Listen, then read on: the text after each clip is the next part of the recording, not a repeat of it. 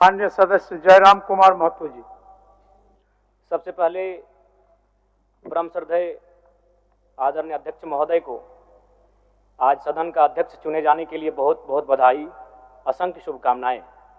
और आपके पोशाक से शायद परिचित हो रहा है कि आपने कुछ खोया है, और ये सदन के साथ साथ मैं भी आपकी इस दुख की घड़ी में सहानुभूति प्रकट करता हूं। अध्यक्ष महोदय, तमाम विपक्ष के साथियों ने विशेष बात को रखा कि जो सरकार होती है संभवतः उनसे अगर कुछ त्रुटि हो भी जाती है तो उसके बचाव में खड़ी अपने आप को पाती है। तो इसलिए अगर आप वास्तव में अगर झारखंड राज्य की समस्याओं से परिचय होना चाहते हैं तो आपको विपक्ष में बैठे और नए विधायक जो चुनकर आए हैं उन्हें आपको बेहतरीन अवसर देने का प्रयास करना होगा। अध्यक्ष महोदय, अगर आपकी व्यक्तिगत बात कही जाए तो आपकी कुशलता की, आपकी योग्यता की, आपकी निपुणता की पूरा राज्य प्रशंसा करता है, लेकिन हमें लगता है कि अपने व्यक्तिगत विषय से हटकर हमें आज राज्य के जो ज्वलंत मुद्दे हैं उन पर भी अपने ध्यान आकृष्ट करने की आवश्यकता है।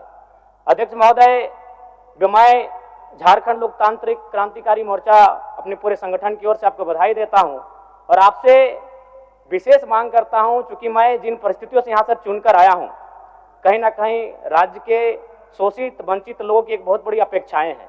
इसलिए जिस दृष्टि से आप सत्ता पक्ष को देखेंगे, जिस दृष्टि से आप विपक्ष को देखेंगे, उसी दृष्टि से मुझे भी और मेरी पार्टी की ओर से मुझे बात रखने का अवसर दिया जाएगा। मैं आपसे ये मांग करता हूं, क्योंकि आज जो हमें बात को रखने का अवसर दिया गया है ये बधाई है।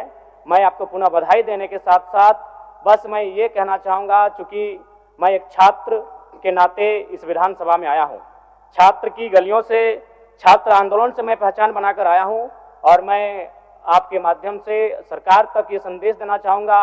अभी सीरियल के मामले को लेकर झारखंड के लाखों अभ्यर्थी सड़कों पर हैं। आप सदन से बाहर एक बार उनसे मिले, वो आपके ही बच्चे हैं, इस राज्य के बच्चे हैं, और आप उनको संतुष्ट करें, आप उनसे मिलें, उनसे बातचीत करें और इस समस्या का निदान करने का प्रयास करें। और चूंकि मैं एक विधानसभा से भी आता हूँ तो मैं आपको अपने विधानसभा के संदर्भ में ये कहना चाहूँगा, मेरा विधानसभा जो कि परासनाथ की तराइयों में आता है, वहाँ जो लोगों की समस्याएं हैं वह मूलतः शिक्षा और प्रवास को लेकर हैं।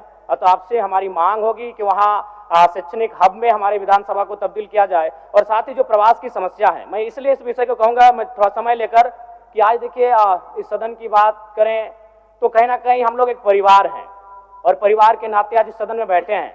लेकिन मैं जिस विधानसभा क्षेत्र से आता हूँ उसके आसपास के विधानसभा क्षेत्रों की एक घटना है, अभी कैमरून में 45 मजदूर फंसे हैं। तो मैं सदन बधाई के बीच में आपका ध्यान आकृष्ट करना चाहूँगा, ये गंभीर विषय है, और वे रोते रोते टेलीफोन किए हुए थे कि उनको पानी की केवल पानी पीकर वो कई दिनों से अपना दिनचर्या को काट रहे हैं।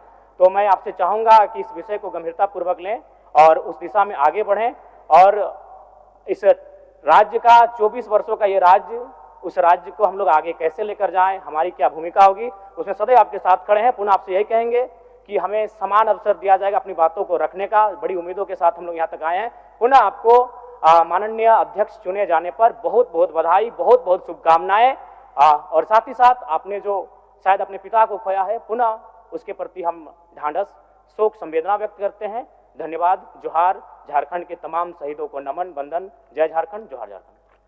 माननीय मुख्यमंत्री जी, माननीय मंत्रीगण, सभी दलों के माननीय नेतागण, सभी माननीय सदस्यगण, मुझे सर्वसम्मति से पुनः इस सदन के अध्यक्ष के रूप में दायित्व निर्वहन करने का अवसर प्रदान किया, इसके लिए मैं आप सबों का हार्दिक आभार व्यक्त करता हूं।